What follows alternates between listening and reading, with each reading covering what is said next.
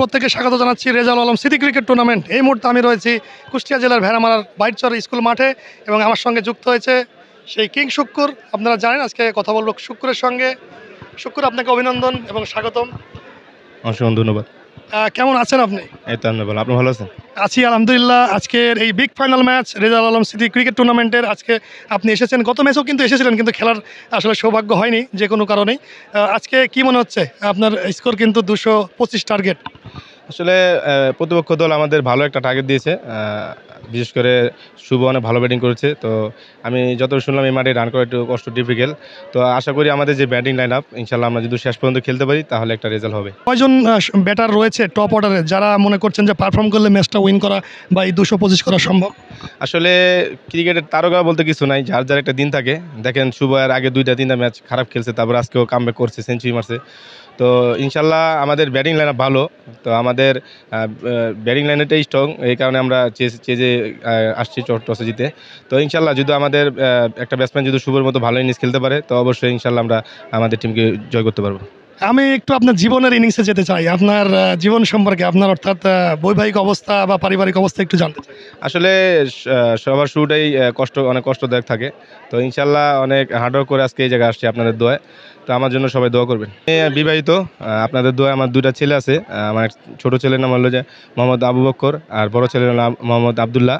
তো আমাদের পরিবারের জন্য সবাই দোয়া করবেন। আমার ফ্যামিলিতে আমি, আমার বউ, আর আমার 2 ছেলে আর আমার বাবা, এই করছি। কোনো সন্তানকে কি আপনার মতো খেলোয়াড় করার চিন্তা আছে কিনা? ইনশাল্লাহ আপনারা দোয়া করবেন আমার ছেলেদের যেন আমি সুশিক্ষিতভাবে বড় করতে পারি, পাশাপাশি ওরা খেলাধুলাও চালিয়ে যাবে। তো আপনাদের দোয়া যদি ইনশাল্লাহ যদি ওরা যদি ভালো একটা কিছু করতে পারে, আমি এটাই আমার কাছে অনেক বড় পাওয়া। আপনার সর্বোচ্চ ব্যক্তিগত রান কত রয়েছে আপনার রেকর্ডে? আমার চাঁদপুর একটা ইনিংস আছে 184 রান ফাইনাল ম্যাচে। তো ওই ম্যাচটায় আমার একটা কাহিনী ছিল কি, আমি 2টা ম্যাচই খারাপ খেলছিলাম। তো পার্টি আমাকে বাদ দিয়ে দিছিল। তো আমার এক ফ্রেন্ড আমার সাথে তো যে খেলাধুলা করে, ইমরান পেস বোলার, ও আমাকে নিয়ে গেছিলো পার্টির সাথে অনেক রাগারাগি করে। তারপর ওই ম্যাচটায় আমি ইনশাল্লাহ আপনার 184 রান করি। এই ক্রিকেট যে আয়োজন, যে Rezaul Alam city cricket tournament, তার আয়োজক রয়েছে রিঙ্কু বা দর্শকের যে উপস্থিতি, এদের সম্পর্কে কি বলবেন? অসংখ্য ধন্যবাদ কমিটিবৃন্দকে এত সুন্দর একটা টুর্নামেন্ট আয়োজন করার জন্য। আর আমি ভেড়ামারা আগেও 4-5টা ম্যাচ খেলছি।